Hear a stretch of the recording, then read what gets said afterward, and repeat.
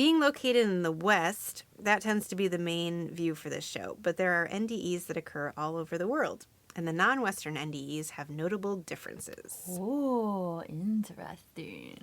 A 2009 reference text on NDEs notes that cross-cultural study of the NDE is a relatively new field of investigation. So hey, all you baby investigators out there, get on it. Yeah, what are you even doing with your lives? Maybe some old rich white man's future robo-clone will fund your study in the distant future so he can brag that he's conquered death in addition to his dream of masturbating into space. Kill me. No, wait, kill. Are we allowed to tell that? Probably not. Even if I'm making a joke? I'm not sure. What if it's just the first half of an NDE study? You know... Donate now to our Patreon so we can afford legal advice and keep this show going. For as little as $1, you can keep our sweet asses out of prison. Maybe? But we digress. Cultural or religious beliefs can obviously affect the interpretation of NDEs, but they can also impact the details of the experience itself. Huh? So, a Hindu is more likely to see Yama, the king of death, or Yamdoots, which are his messengers, as opposed to a Christian figure.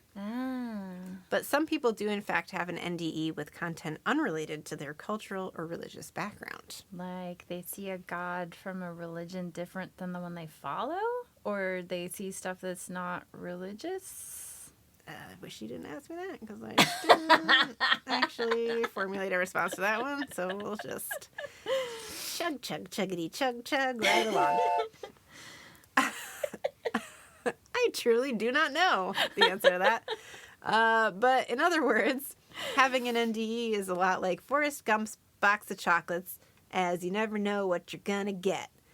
But also you kind of do, because some chocolate boxes have those helpful guides with a picture of the candy and a description next to it. Ooh, chocolate. Damn, why did I have to bring up chocolate? Yeah, why? A 1991 NDE study carried out by a research team at a university in Japan interviewed 17 patients who lost consciousness and showed minimal signs of life. 9 had no memories while they were, as I like to say, unconcho. Ha. The other 8 did report memories while unconcho. Of these 8, clear visions of rivers or ponds largely prevailed. That's it? I told you, very limited non-Western NDE research. Maybe it means more to them than it does to us. Sure. It's interesting because Japan is a fairly narrow island, so I'd assume they'd be more likely to have visions of the sea. Yeah. Also, there is a popular Japanese tale about a fisherman who goes down to the bottom of the sea and is smitten by the colorful fish and beautiful flowers he sees down there. After not too long, he misses his home and returns, and is surprised to find that hundreds of years have passed on land while he was underwater. So this fisherman's name is Urashima, and the moral of the story, that a person can live an ordinary life but experience other realms or dimensions of reality, is known as the Urashima effect. Oh, it's like that other guy. Yeah, if you're American, you might have noticed the story is similar to our tale of Rip Van Winkle. Yeah, that one. That's what I was going to say. The less folklore-y name for this phenomenon is time dilation. Time dilation is what Dr. Neal experienced in her 20-ish minutes of being dead. It's what a lot of us experience when we have to go to the DMV. Oh. So here's this Japanese tale featuring a character who's away from land for a short time and experiences so much in that time. And he returns to land to find out that everyone he knew when he was there last is different. I don't know. Seems to me like the popularity and persistence of this folktale might influence Japanese people to have visions of the sea during their NDE as opposed to rivers. Yeah. But then again, I am not of any kind of Japanese background and am otherwise totally unqualified to be making any such assumptions about the popularity of any Japanese folktales. So I guess we'll just move right along. 8 of the 17 NDE research study subjects recall memories while in Kancho. Sounds promising. So that's pleasant. Oh, no. Are you sitting down? We're in the same room. You can literally see me right now. We're sitting right across from each other. Oh yeah. I kind of forgot. Okay, well, I meant, are you sitting down mentally? I can't remember what I ate for dinner yesterday, so I assume I'm always sitting down mentally? Or is that laying down mentally? Laying down on the job mentally? Do you mean what you had for dinner yesterday, 2 years ago? What you had for dinner? No, that I remember. Yeah. That sticks out fine in my mind. But. So 5 of those 8 who could recall unconscio memories reported not so pleasant experiences. Oh. Dominated by fear, pain, or suffering. What? Ew, what? Just when I was starting to feel less scared. Ugh. Sorry. A 73-year-old woman who had undergone cardiac arrest said, "I saw a cloud filled with dead people. It was a dark, gloomy day." Ew, what? A cloud filled with dead. Okay. What does that even mean? Were they like ghost people going, "Hey girl, hey," or like bodies stacked like cordwood with melting faces? Whoa. What? I need details. Well, How creepy are we talking? she didn't elaborate too much, but she said that she was chanting sutras and believed it was important for them to save themselves. Huh. So, kind of in between the two. Yeah, when you're taking the dog out for a morning stroll under a corpuscular nimbus, you and Fido shouldn't exactly be expecting sunshine and rainbows. Plus side, negative NDEs are uncommon in Western accounts. Oh, phew. Wait a minute. Are you going to share some depressing factoid now? Because I feel like whenever you say plus side, you're about to lead into... Minus side, that might be because they're underreported. Downside. What's the name of the show? Death Party! Just doing my part, missus. So earlier when you were talking about user experience and learning things too late. I recall. I should hope so, because it wasn't that long ago. With this brain, you'd be surprised. So there might be a workaround for that. My Swiss cheese brain? No, that seems permanent. Oh. No. For the life user experience complaint that you want to lodge with management. Yes, I'm listening. So we covered what NDEs are. We covered a couple of well-known and creditable sounding people, one Christian and one atheist, who claim to have experienced an NDE. And at this point, you might be wondering, golly gee whizzikers. Buster, is there any way to have one of these NDEs without the pesky inconvenience of dying myself? Yes, I mean, I'm willing to risk it, but not almost dying would be way better. Well, friend, you're in luck because Walter Pahnke linked a certain substance to triggering mystical experiences back in the early 60s. Pahnke is known for a 1962 controlled experiment conducted as part of his PhD research under advisors Timothy Leary and Richard Alpert. Pahnke wasn't just some random dude I plucked off the internet because his findings fit this episode. Nay. Did you pick him because his name rhymes with hanky? I picked him because he had a whole mess of degrees from an Ivy League school.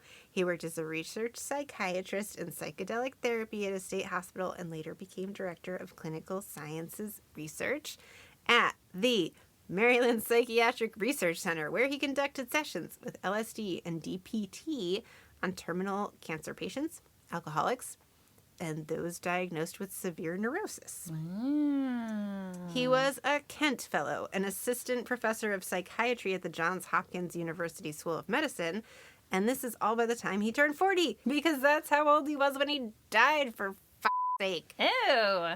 Wow. Well, it sounds like he was living pretty fast, so I don't know what he was expecting. He should have talked to James Dean. Wait, which one died first? Yeah, no, you got it. James Dean went first. Okay, cool. I mean, not cool. Dying young is not cool, James. Yeah. For all you kids out there, don't die young. Live slow. Die old as dirt. You see where this is going? Timothy Leary is involved. Where could this possibly have lit? Yeah, Pahnke's experiment evaluated the potential of psilocybin to trigger religious experiences or non-ordinary states of consciousness. Non-ordinary. I like it. And in case an introduction like that has you thinking this was some kind of unethical study, let me tell you that. Number one, it was the 60s.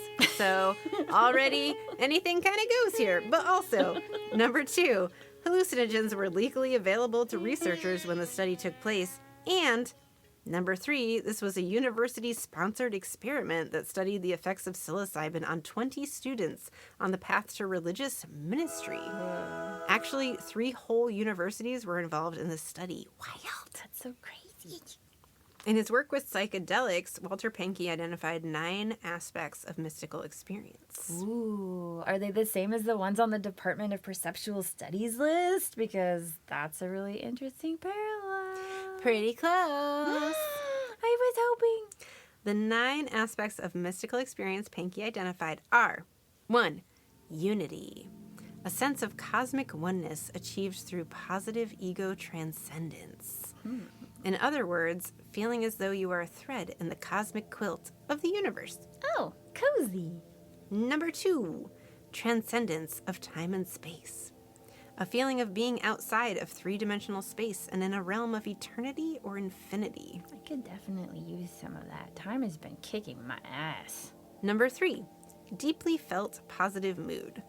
Feelings like joy, blessedness, peace, and love that are intense and relished by the person having the mystical experience. I'll take 2 servings of that if there's enough to go around. Number 4, sense of sacredness. A sense of awe and wonder in the presence of inspiring realities. Number 5, objectivity and reality. Insightful knowledge is gained at an intuitive, non-rational level and feels certain and true without the need for rational proof. Science. Rational. It all. Proof. Number 6, paradoxicality. This can be described as the identity of opposites. For example, the sensation of simultaneously being part of and distinct from the body. Number 7, is sounding familiar yet? Ineffability. Feelings of the experience being beyond words or otherwise impossible to accurately describe. I'm just picturing a stoner just being like, dude. Colors, man. Fucking computers, man. Number 8, transiency. Even after the intensity of the mystical state begins to fade, one is left with an afterglow. Aww. Oh, nice. No harsh come down, back to reality. And number 9, persisting positive changes in attitude and or behavior. These positive changes are not only directed towards oneself and others, but towards life and the mystical experience the individual has. Sign me up. Okay, so, sounding familiar? Those sound even better than the NDE list. Maybe I don't have to almost die to come to terms with being alive. Oh, okay. Just putting this knife away. Just to recap, here's the list of criteria for identifying near-death experiences that we mentioned towards the beginning of this episode, which is now 1,000 years away. So I assume nobody remembers it at this point because I certainly don't. Feeling very comfortable and free of pain, a sensation of leaving the body and sometimes being able to see the physical body while floating above it, thinking more clearly and rapidly than usual, a whooshing sensation of being drawn into a dark tunnel, sometimes with a brilliant light at the end of it. It is not a black hole. A sense of overwhelming peace, well-being, or absolute unconditional love. A sense of having access to unlimited knowledge. A preview of future events to come. And encounters with deceased loved ones or with other beings that may be identified as religious figures, such as Jesus with an iPhone. Jesus with an iPhone. I love this. Jesus with an iPhone. Some people might find this disrespectful or whatever. Android users. But I love the idea of like, dude, Jesus is keeping up with the times, okay? He hears you through prayer. He hears you through a tiny speaker in his mobile device. Jesus has ears everywhere. He's bugged your house. He's basically the CIA. For some reason, I'm picturing a little hip holster to carry it around in, but whatever. Jesus has no hang-ups about a man purse either. Maybe a messenger bag? I don't know. you don't believe in Jesus, but you like accessorizing, so this should result in a pretty unbiased answer. What kind of carrying situation would Jesus use if he were to drag a cell phone all over the place? We've got man purse. We've got a nerdy little holster. I feel like, does Jesus wear some kind of a robe thing? Because I feel like he would just sort of like tuck it in his boobs, like how girls with like big chests will just tuck it. Yeah. Yeah, he would just tuck it, he would hold it in his pecs. Because all the sculptures of Jesus, he's so muscly, so he would just right between the boobs. Yeah. And then he wouldn't need any kind of like accessory. You know what's extra sweet about that? That means it's close to his heart. Oh, Jesus. Of course, I can also picture the phone just like magically appearing and floating by his head when he gets a call. Yeah. And then disappearing when the call is through. Definitely. Wait, but some reporters of NDEs describe communicating basically telepathically without the need for speech. So Jesus doesn't need an iPhone except to store photos. Right. And check Pinterest. Yeah. I mean, the allure can be sort of irresistible.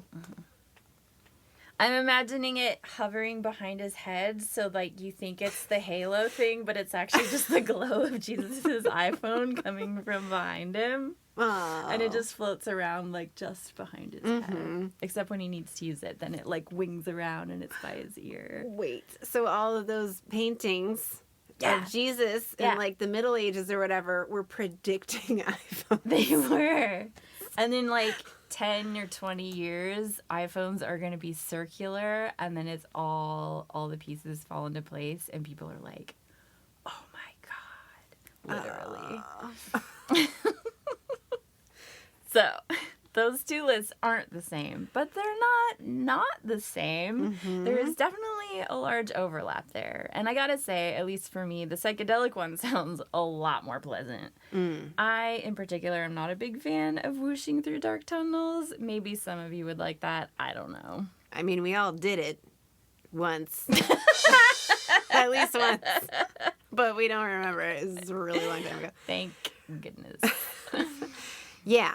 But not all psychedelic experiences result in mystical experiences, but there is evidence of a connection between the two.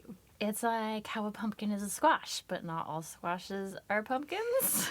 I don't know, dude. I just learned the other day that a lemon is a f***ing berry, and I'm over this categorization of produce bullshit. Don't even get me started about tomatoes being a fruit. Oh, man. There is a thing that I hate science for, though I am generally pro-science. Ha ha! Gotcha!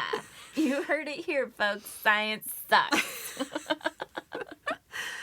So, there is plenty out there to read about the Good Friday experiment that Pahnke conducted with psychedelics, but basically the 10 ministry students who were given the mushrooms, and not the 10 who were given a placebo, experienced mystic religious experiences. So there you go.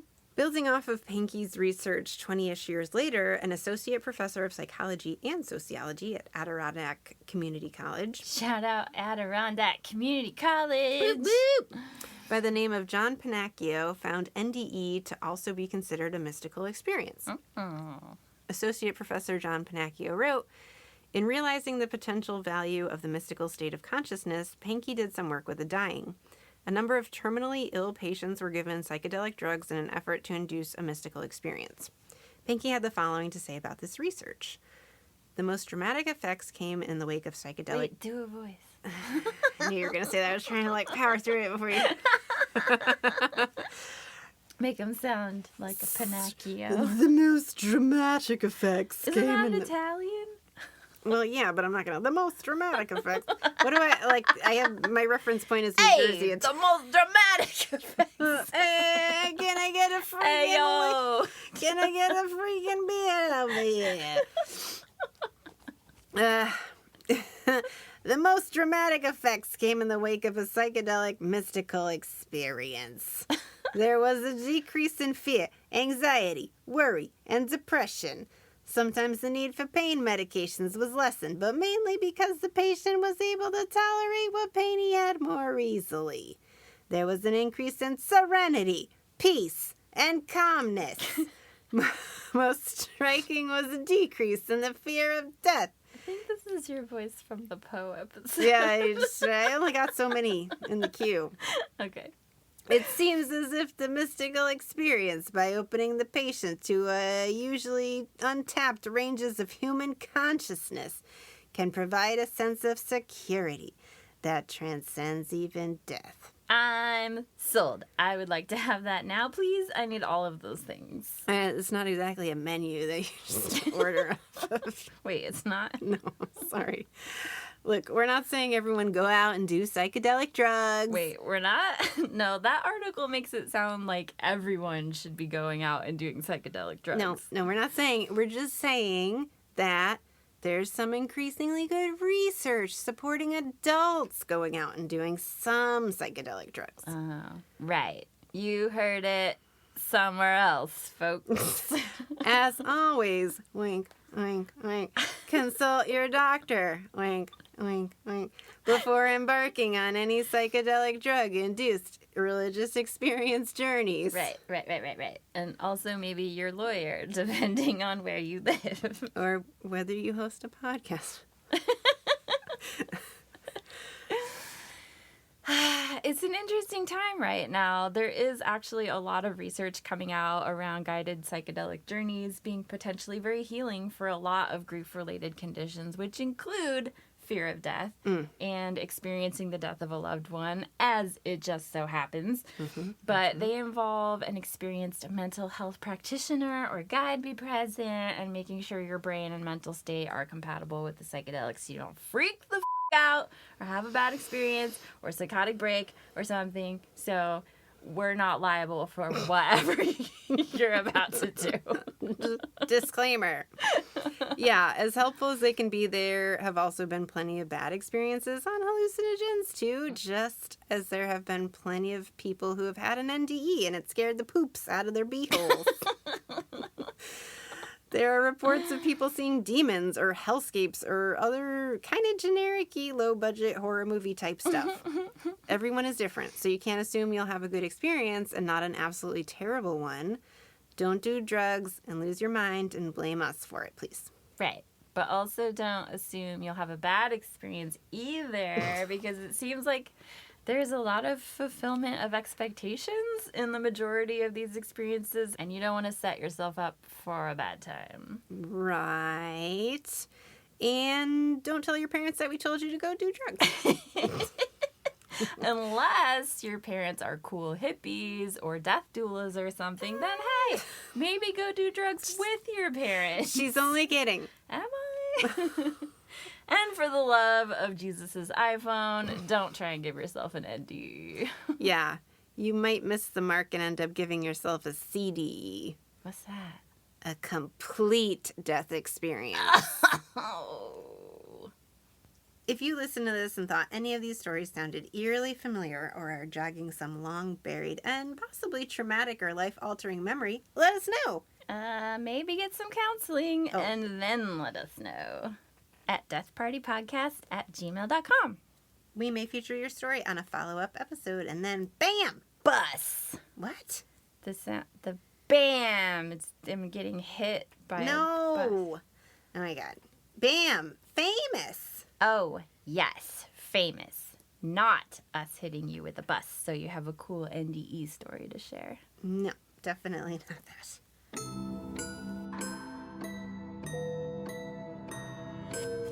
If you like us, if we haven't traumatized you yet, if you want more of our bizarre dad joke brand of whatever this is, then help us help you get more of what you want by giving us a 5-star review wherever you listen to podcasts. And tell your friends. If they're as weird as you are, they might like us too. If you wanted to find other weirdos like you, or follow our Facebook page or Instagram, we're on all of those at Death Party Podcast. If you want to email us your amazing idea for an episode, love letters, hate mail, fan art, or your soul, you're not really using it anyway, you can send those to us at deathpartypodcast@gmail.com. Bye! Bye!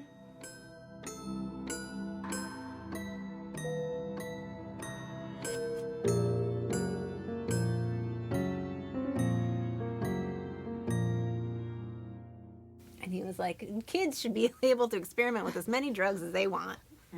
That was your take. That's not what I said. I'm But paraphrasing. sure. It's basically what you said.